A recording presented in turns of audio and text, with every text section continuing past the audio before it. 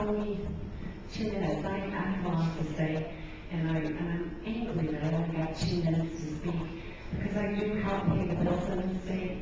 So next time you guys throw one of these together, consider giving the taxpayers more time. I was told that my mic would be cut off at 2 minutes.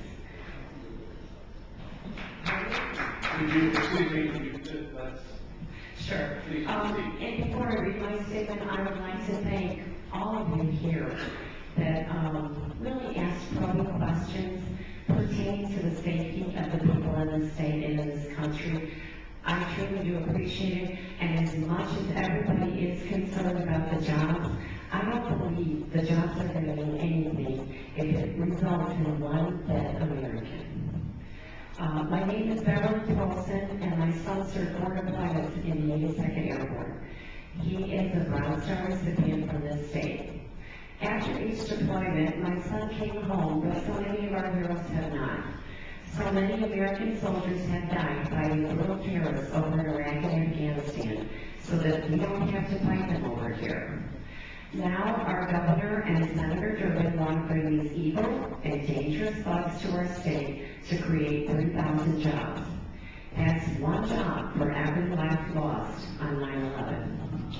This is a slap in the face of the 9/11 families, our Gold Star families, our Blue Star families, and our brave warriors fighting a valiant fight to keep these terrorists away from our shores.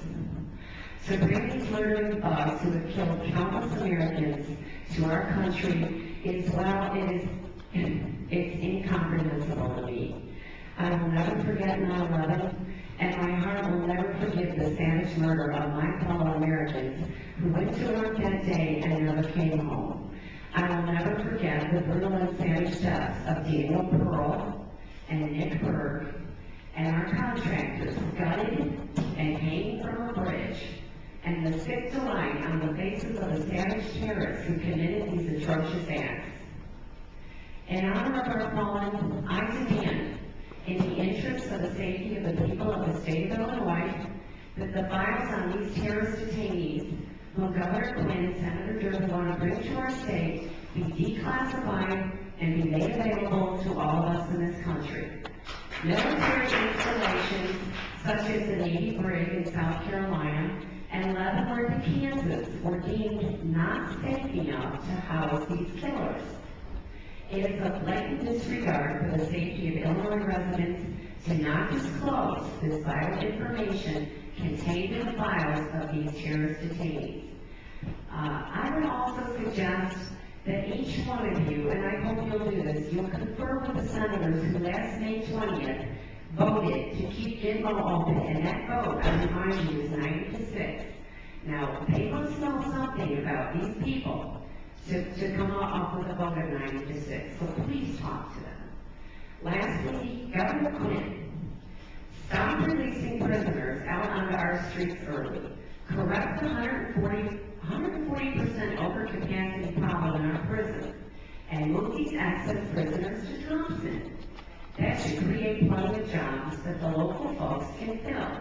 I'm still sitting through all these hearings and not heard any real assurance to those people up in Thompson, and I feel for them, that they're really going to get 100,000, 3,000 jobs. I think I heard somebody say 50. It'll result in 50 jobs for the locals. And lastly, remember, the Exelon nuclear facility sits 15 miles from Thompson Prison. The landmass is not sufficient to provide adequate security, and the prison borders on the Mississippi River and Highway 84. I ask you to imagine the Exelon nuclear facility in the hands of the terrorists. God help us all.